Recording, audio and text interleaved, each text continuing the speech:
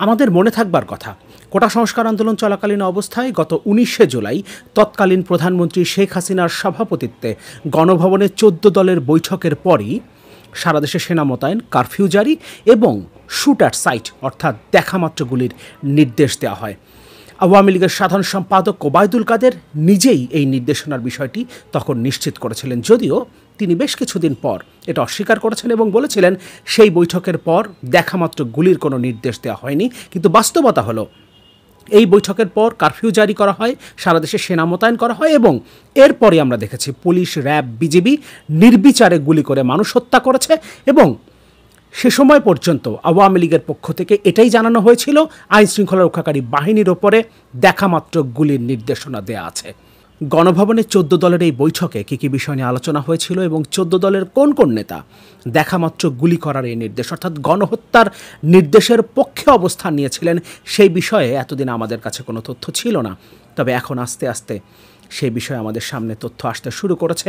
আমরা এখন আস্তে আস্তে জানতে পারছি সেদিন গণভবনে কী কী বিষয় নিয়ে আলোচনা হয়েছিল, 14 দলের কোন কোন নেতা গণহত্যার পক্ষে অবস্থান নিয়েছিলেন এবং কাদের সাথে আলোচনা করে কাদের সম্মতিতে শেখ হাসিনা গণহত্যার নির্দেশ দিয়েছিলেন। সে বিষয়গুলো এখন আমাদের সামনে আস্তে আস্তে পরিষ্কার হচ্ছে। কোটা সংস্কার আন্দোলনে মার্কিন যুক্তরাষ্ট্রের হাত রয়েছে, অর্থাৎ তাদের ভাষায় মার্কিন সাম্রাজ্যবাদের হাত রয়েছে। এই অজুহাতে আন্দোলনকারীদের দেখামাত্র গুলির নির্দেশ দেওয়া যেতে পারে, অর্থাৎ গণহত্যার নির্দেশ দেওয়া যেতে পারে। এর পক্ষে অবস্থান নেন জাসদ সভাপতি হাসানুল হক ইনু এবং ওয়ার্কার্স পার্টির সভাপতি রাশেদ খান মেনন। এবং এই দুজন বাম নেতার সম্মতিতে শেখ হাসিনা গণহত্যার নির্দেশ দেন সেই বৈঠকের পর। এবং এরপর থেকেই সারা দেশে গণহত্যা শুরু হয়। পুলিশ, বিজিবি, র্যাব নির্বিচারে গুলি চালিয়ে দেশের মানুষকে হত্যা করতে শুরু করে। আরেকটা বিষয় আমাদের মনে থাকবার কথা, 2024 সালের 7 জানুয়ারির নির্বাচনের আগে যখন মার্কিন যুক্তরাষ্ট্রসহ পশ্চিমা বিশ্ব তৎকালীন শেখ হাসিনা সরকারের ওপরে একটা অবাধ, সুষ্ঠু, নিরপেক্ষ এবং অংশগ্রহণমূলক নির্বাচন আয়োজনের জন্য চাপ দিচ্ছিল, তখন শেখ হাসিনা বারবার একটা কথা প্রতিষ্ঠা করার চেষ্টা করেছেন, মার্কিন যুক্তরাষ্ট্র তার সরকারের কাছে সেন্ট মার্টিন দাবি করছে, কিন্তু তিনি যেহেতু একজন দেশপ্রেমিক, তিনি মার্কিন যুক্তরাষ্ট্রের হাতে সেন্ট মার্টিন ছেড়ে দেবেন না। এই কারণে তার উপরে চাপ দেওয়া হচ্ছে, তাকে ক্ষমতায় রাখবে না মার্কিন যুক্তরাষ্ট্র। এবং একই কথা রাশেদ খান মেনন সংসদে দাঁড়িয়ে বলেছিলেন এবং একই ধরনের বক্তব্য আমরা তখন জাসদ সভাপতি হাসানুল হক ইনুর মুখেও শুনেছি। এই রাশেদ খান মেনন, হাসানুল হক ইনু, দিলীপ বড়ুয়ারাই অর্থাৎ 14 দলের এই নেতারাই গত 15 বছরে আওয়ামী লীগের সভাপতি শেখ হাসিনাকে একটা দানব হয়ে উঠতে সাহায্য করেছে। আর নিজেদের সমাজতান্ত্রিক দাবি করা এই সো কল্ড বাম নেতারা শুধুমাত্র শেখ হাসিনাকে ক্ষমতায় টিকিয়ে রাখতে তার পক্ষে বয়ান তৈরি করেছে। মার্কিন যুক্তরাষ্ট্র সহ পশ্চিমা বিশ্ব যখন বাংলাদেশে একটা গণতান্ত্রিক ব্যবস্থার কথা বলেছে, দেশে মানবাধিকার প্রতিষ্ঠার কথা বলেছে, তখন এই বাম নেতারা সেই পুরনো বয়ান এনে হাজির করেছে, মার্কিন সাম্রাজ্যবাদের সেই পুরনো বয়ান। অন্যদিকে চীন, রাশিয়া যখন প্রকাশ্যেই স্বৈরাচারের পক্ষে অবস্থান নিয়েছে নির্লজ্জভাবে, তখনও তারা চীন, রাশিয়ার তাবেদারি করে গেছে। নিকৃষ্টতম স্বৈরাচার শেখ হাসিনার চামচামি করা এই বাম নেতারা শেষ পর্যন্ত দেশের মানুষের বিরুদ্ধেই অবস্থান নিয়েছিলেন।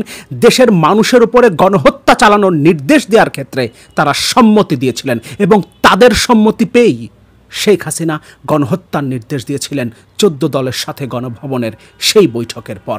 শেখ হাসিনার পাশাপাশি 14 দলের এই নেতাদের বিরুদ্ধেও গণহত্যার মামলা ইতোমধ্যে হয়েছে। সেই মামলা সম্পর্কে আমরা দেখব। তার আগে আমরা একটু দেখি 14 দলের সেই বৈঠকে কি কি আলোচনা হয়েছিল। মানব জমিনের একটা রিপোর্ট, এটা মার্কিন ষড়যন্ত্র, গুড়িয়ে দিতে হবে।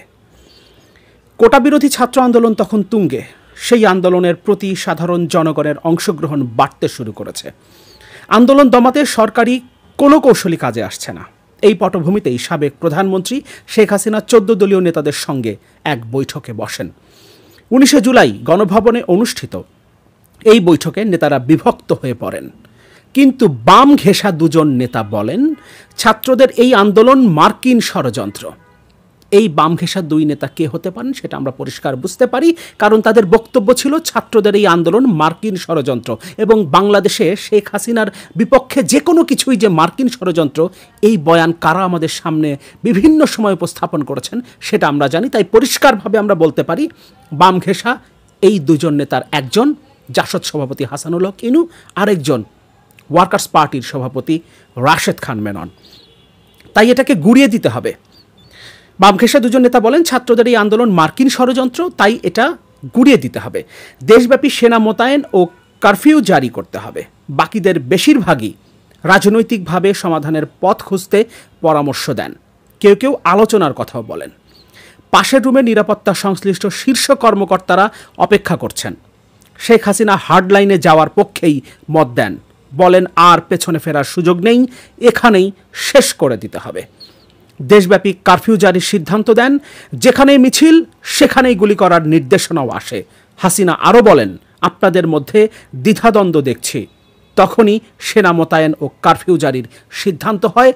একই সাথে শুট অ্যাট সাইট অর্থাৎ দেখামাত্র গুলি করার নির্দেশনা আসে। গণহত্যার নির্দেশদাতা হিসেবে আন্তর্জাতিক অপরাধ ট্রাইব্যুনালে শেখ হাসিনার পাশাপাশি জাসদ সভাপতি হাসানুল হক ইনু এবং ওয়ার্কার্স পার্টির সভাপতি রাশেদ খান মেননের বিরুদ্ধে যে মামলা হয়েছে সেই বিষয়টা আমরা একটু দেখি। শেখ হাসিনা, মেনন ও ইনুর বিরুদ্ধে ট্রাইব্যুনালের তদন্ত সংস্থায় অভিযোগটা ইতোমধ্যে আমলে নেওয়া হয়েছে এবং এটা কমপ্লেইন্ট রেজিস্টারভুক্ত করা হয়েছে।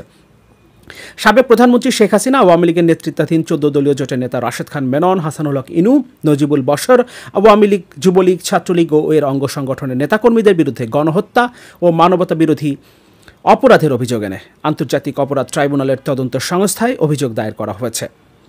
বৈষম্যবিরোধী ছাত্র আন্দোলনের সময় মিরপুরের দেশ পলিটেকনিক কলেজের 9ম শ্রেণীর শিক্ষার্থী শাহরিয়ার হাসান আলভি নিহতের ঘটনায় তার বাবা ট্রাইব্যুনালের তদন্ত সংস্থায় অভিযোগ করেন।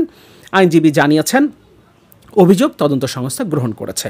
আবেদনে অভিযোগটি কমপ্লেইন্ট রেজিস্টারভুক্ত করে আন্তর্জাতিক অপরাধ ট্রাইব্যুনাল আইনের বিধান অনুযায়ী আসামিদের বিরুদ্ধে তদন্ত করে আইনানুগ ব্যবস্থা নেওয়ার প্রসঙ্গে বলা হয়েছে। আবেদনে আসামি হিসেবে সাবেক প্রধানমন্ত্রী শেখ হাসিনা, 14 দলের শরিক ওয়ার্কার্স পার্টির সভাপতি সাবেক মন্ত্রী রাশেদ খান মেনন, জাসদের সভাপতি হাসানুল হক ইনু, জাতীয় পার্টির চেয়ারম্যান সাবেক মন্ত্রী আনোয়ার হোসেন মঞ্জু, সাবেক সেতুমন্ত্রী এবং আওয়ামী লীগের সাধারণ সম্পাদক ওবায়দুল কাদের, সাবেক স্বরাষ্ট্রমন্ত্রী আসাদুজ্জামান খান কামাল, সাবেক আইনমন্ত্রী আনিসুল হক, সাবেক প্রধানমন্ত্রীর উপদেষ্টা সালমান এফ রহমান, সাবেক পররাষ্ট্রমন্ত্রী হাসান মাহমুদ, সাবেক মন্ত্রী জাহাঙ্গীর কবির নানক, এরকম আরও বেশ কয়েকজন 27 জনের নাম উল্লেখ করা হয়েছে। সেখানে ছাত্রলীগ, যুবলীগের নেতাদের নামও আছে এবং অজ্ঞাতনামা 500 জনকে আসামি করা হয়েছে। এর মধ্যে পুলিশ সদস্যদের নামও উল্লেখ করা হয়েছে। তদন্ত সংস্থায় দাখিল করা এই আবেদনে ঘটনার স্থান হিসেবে সমগ্র বাংলাদেশ উল্লেখ করা হয়েছে। এতে ঘটনার তারিখ ও সময় হিসেবে 15 জুলাই থেকে 5 আগস্ট পর্যন্ত এবং ঘটনার তারিখে আহত হয়ে পরবর্তী বিভিন্ন সময়ে নিহত উল্লেখ রয়েছে। আর আবেদনে অপরাধের ধরন হিসেবে বলা হয়, বৈষম্য বিরোধী আন্দোলনকারীদের সমূলে বা আংশিক নির্মূল করার উদ্দেশ্যে 1 থেকে 27 নম্বর আসামিদের নির্দেশে ও পরিকল্পনায় অন্য আসামিরা বৈষম্য বিরোধী ছাত্র আন্দোলনে যারা অংশ নিয়েছেন তাদের বিরুদ্ধে নির্বিচারে গুলি চালিয়ে তাদেরকে হত্যা করে। অর্থাৎ গণহত্যার নির্দেশদাতা হিসেবে শেখ হাসিনার পাশাপাশি হাসানুল হক ইনু এবং রাশেদ খান মেননের বিরুদ্ধেও মামলা হয়েছে এবং মামলাটা তদন্ত সংস্থা গ্রহণ করেছে আন্তর্জাতিক অপরাধ ট্রাইব্যুনালে। ফলে একটা বিষয় পরিষ্কার, শেখ হাসিনার পাশাপাশি এই গণহত্যার দায় 14 দলের নেতাদেরকেও নিতে হবে। যদিও এখন তারা এই দায় এড়িয়ে যাবার চেষ্টা করছেন, তারা বলার চেষ্টা করছেন অনেক দিন যাবৎ আওয়ামী লীগের সাথে তাদের সম্পর্ক ছিল না, 14 দল অ্যাক্টিভ ছিল না।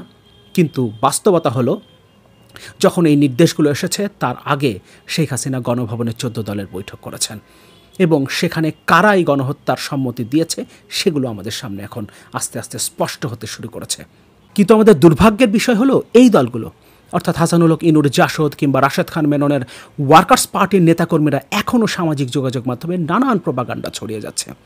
স্বৈরাচার শেখ হাসিনার মতো তারাও মেট্রো রেল, বিটিভি ভবন কিংবা এলিভেটেড এক্সপ্রেসওয়ে টোল প্লাজায় আগুন নিয়ে যতটা কষ্ট পেয়েছেন, ততটা কষ্ট এতগুলো মানুষ যে মারা গেছে তাতে পাননি। 15 আগস্টে 32 নম্বরে আওয়ামী লীগের নেতাকর্মীরা শ্রদ্ধা জানাতে যেতে পারেননি, এটা নিয়ে তারা যতটা সরব হয়েছেন সামাজিক যোগাযোগ মাধ্যমে, তার বিন্দুমাত্র তারা এই গণহত্যা নিয়ে কথা বলেননি। যেহেতু তারা সরাসরি আওয়ামী লীগের রাজনীতির সাথে সম্পৃক্ত না এবং এই বাম দলগুলোর পাশাপাশি তারা বিভিন্ন সামাজিক সাংস্কৃতিক সংগঠনের সাথে জড়িত, ফলে সেই ব্যানার ব্যবহার করে সেই মুখোশের আড়ালে এখনও তারা স্বৈরাচারের পক্ষেই তাদের অবস্থান ব্যক্ত করছেন এবং আমরা এখনও তাদেরকে সহ্য করছি। তাদের বিরুদ্ধে রাষ্ট্র কোনো ব্যবস্থা নিতে পারছে না। কিন্তু এখন আমরা প্রত্যাশা করতে পারি, গণহত্যার নির্দেশদাতা হিসেবে শেখ হাসিনার পাশাপাশি হাসানুল হক ইনু, রাশেদ খান মেননদের নামও যেহেতু চলে এসেছে, তাদের এই সমস্ত মুখোশধারী নেতাকর্মীদের নিশ্চিতভাবেই শনাক্ত করা হবে।